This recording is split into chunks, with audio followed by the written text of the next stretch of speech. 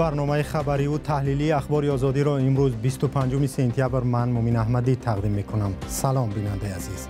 چند پارچه از خلاصه برنامه امروز. نرخی آرد غذای اصلی مردم تاجیکستان یک باره در بازارها بالا رفت. مقامات پایتخت تلاش دارند از حساب ذخیره نرخ را پایین برند. برنج من 10 سومون، آرد من 260 سومون، روغن من 75 سومون، شکر روسیه من 11 سومون. مقامات روسیه گفتند که لگدزنی کارمندان پلیس به دسترخوان سریراهی مهاجران در شهر سنت پترزبورگ را تحقیق می‌کنند. شهر بیماشین کی در دوشنبه مثل دیگر کشورها ساکنان یک روز پیاده‌گردی و دوچرخه سواری می‌کنند. یک مومنتی میشود که دپوسیم اینجا تا اونجا را یک ساعت دم میرسی پیاده برای خوبتره میمونی ماشین میره. بینندگان ارجمند، برنامه را با یک خوشخبر از چین آغاز میکنیم. سامان محمدبکov پهلوانی نامدار تاجیک در بازی‌های 19 تابستانه آسیایی که در شهر هنگژوی چین جریان دارد در رشته جودو در وزن تا 81 کیلو مدال طلا به دست آورد. پیش از او پهلوان دیگر تاجیک بهروز خواجه‌زاده در این مسابقه در رشته جودو در وزن تا 73 کیلو مدال برنجی به دست آورد. تفصیلات پیروزی پهلوانان تاجیک را در سامانه رادیوی آزادی بخوانید.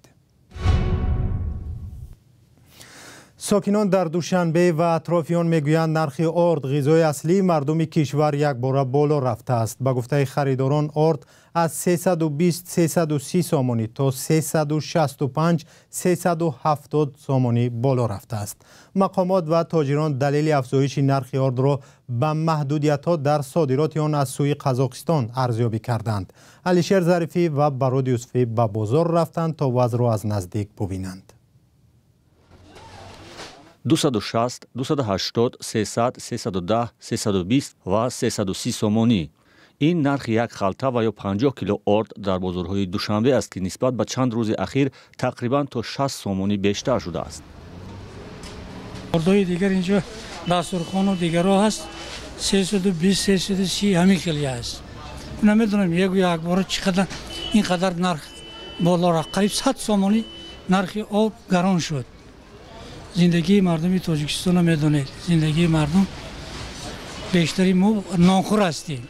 این وای گرفتم یک خلطه همون گرفتم یک خلطه آردی دسترخوان گرفتم به خاطر آنکه حالی وای آرد نو است. دیگه دسترخوان ما سنجیدگی هستیم. آردش آردی خوب است.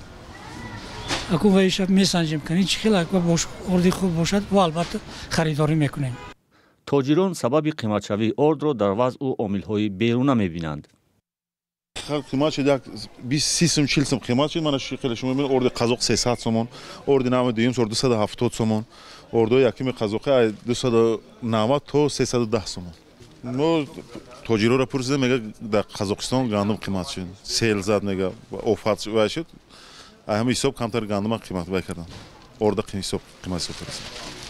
خدمات ضد انحصاری تاجیکستان نیز سبب یکباره بلند شدن نرخ آرد را به بارش زیاد در قزاقستان، تأخیر در جمع‌آوری حاصل و تلف یافتن گندم ربط می‌دهند. چگونه از افزایش نرخ پیشگیری باید کرد؟ این سوال سبب تدبیرهای مدیریت بازارها شده است. ما کارمندان ماموریت جسپی مرکز سودای استقلال کوشش بخواهد داریم که نرخ محصولات آرد بلند نشود. از این لحاظ یارمارک از حساب ذخیره مادی نزد حکومت جمهوری تاجیکستان تشکیل کردن که تا اینکه نرخ آرد بلند نرود.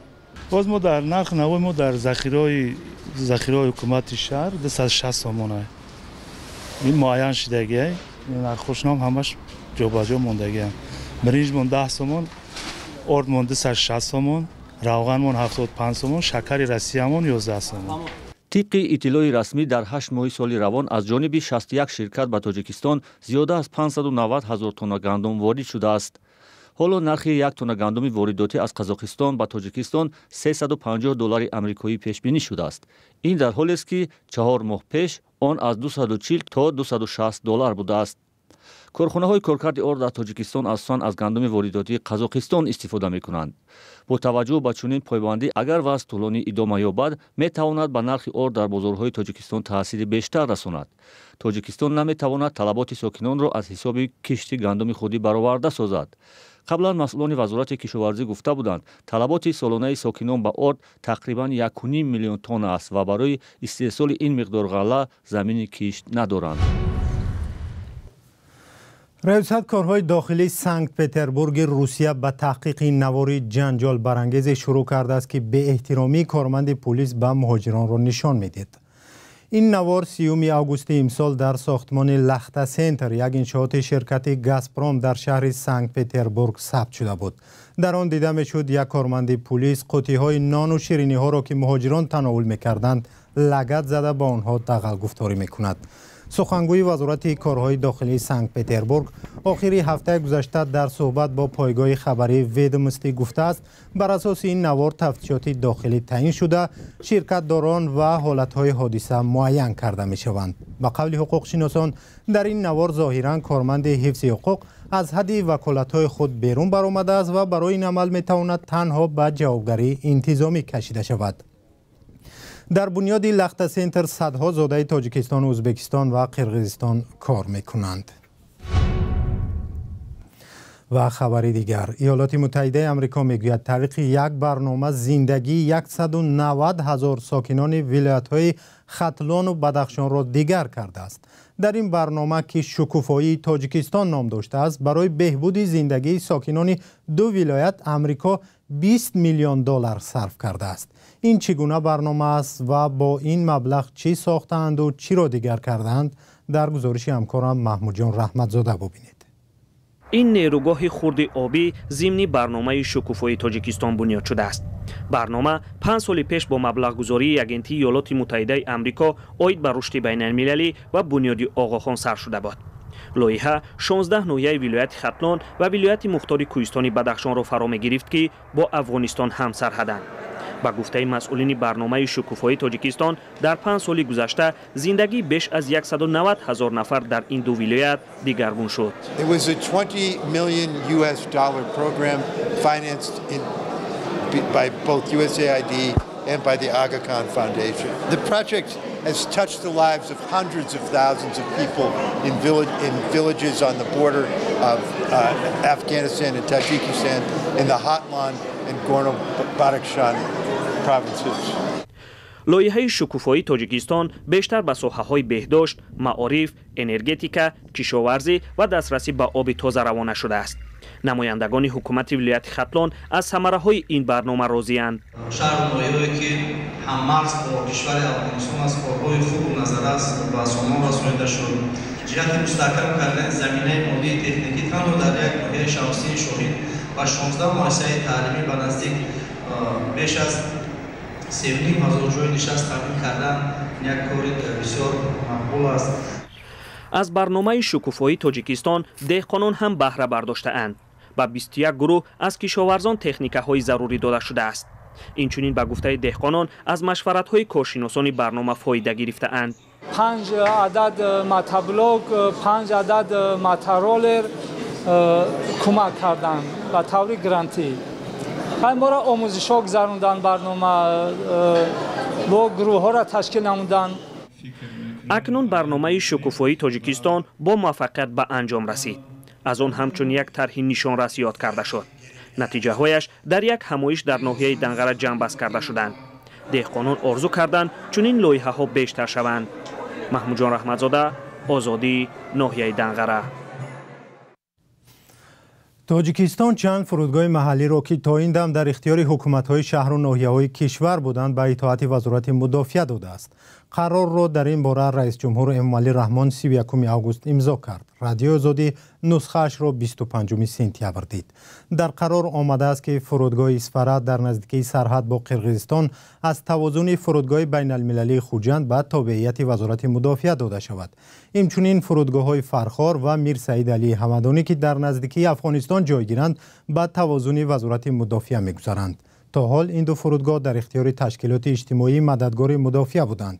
تا این دم در تاجیکستان فرودگاه عینی در کنار شهر دوشنبه همچون فرودگاه نظامی معروف است. این فرودگاه در عهد شوروی سابق به حیث مکان تعمیر چرخبال‌ها استفاده می‌شد و چند سال قبل با 70 میلیون دلار سرمایه هند تعمیر و بازسازی شد.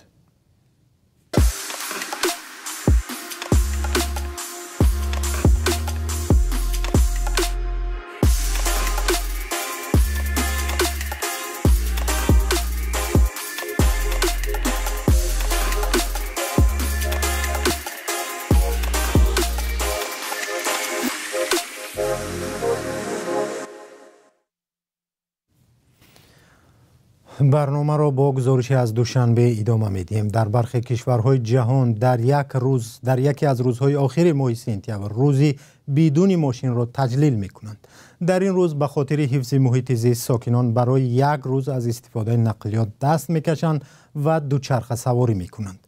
چرا این اقدام در تاجیکستان پیروی نمی شود که هوای پایتختش را آلوده میدانند؟ سرونازی روح الله و نگاره فضل‌الدین در این باره گزارش دارند. کوچه‌های دوشنبه چون روزهای دیگر پرماشینند. هرچند 22 سپتامبر در اکثر کشورهای جهان روزی بدون نقلیات تجلیل می شود، ساکنان تاجیکستان باری همچنین یک سانه را تجربه نکردند. در تاجیکستان اتوبوس و ترولبوس و ماشین‌های سبکرو یگانه واسطه روایی ساکنان به حساب می رود. بعضی راهگذران میگویند یک روزی بدون نقلیات را حتی تصور هم کرده نمی توانند. ما روز که بماشین نمیدونم. اگه داشتم های کرده ماشین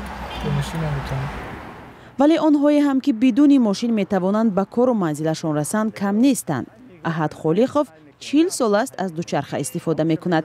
به قول خودش دوچرخه‌رانی هم به سلامتی او و هم به محیط زیست تاثیر مثبت دارد. ماشین بسیار شدید است. دوشنبه دو. همین بسیار شدید است که اما سپارتینی و لاسپیدا میکنن. اما از شهر و دیگر جودم سپارتینی و لاسپیدا میکنن. اساسا بسیار شدید است. در نیم سال 2023 به تاجیکستان بیش از 36,000 ماشین سبکرو وارد شده است که این آمار نسبت به همین دوره سال گذشته 21,000 عدد زیاد بوده است. ادریس هم ماشین دارد و هم سکوتر برقی. هرگاهی از تنبشوی زیادی ماشین ها خسته شود، کارش را با سکوتر انجام می‌دهد. اما خیلی خسته میشه که این اصلا دل نمی‌فورد که ماشین دور بوشیده. می‌فورد پیاده و گردی. یک مومنتی میشه که دپوسیم اینجا تا اونجا را یک ساعت دم میرسی پیاده بره خوبتره. میمونی ماشینا میره.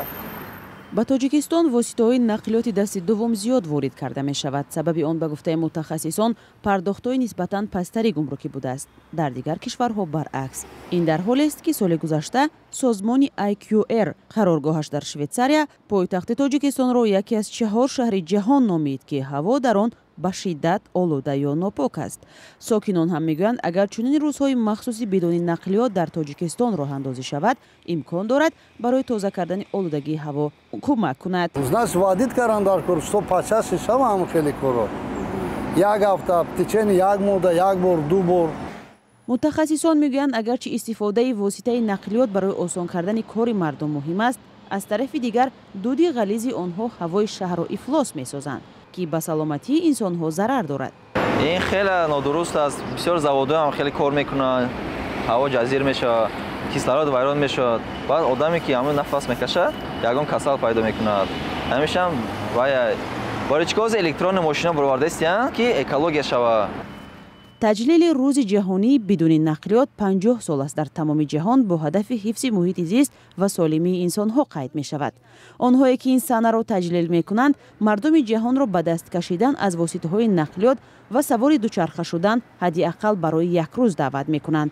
در تاجیکستان بغیر از جنبه اکولوژی مسئله از زیاد بودن تصادف های مرگبار نیز نگرانی می کنند. دادستانی شهر دوشنبه روزی 25 سپتامبر قرار حبس کامیاب فیض‌الله پسر فیض‌الله مشرب رکتور دانشگاه اسلویانی تاجیکستان و روسیه را برآورده است. او را مسئول صدمه می‌دانند که شب 21 سپتامبر در دوشنبه روی داد و باعث به مرگ آوازخوان جوان نکروز نیازف گردید. سپاس که تا پایان برنامه ما را همراهی کردید. تا برنامه‌های دیگر خدا نگهدار.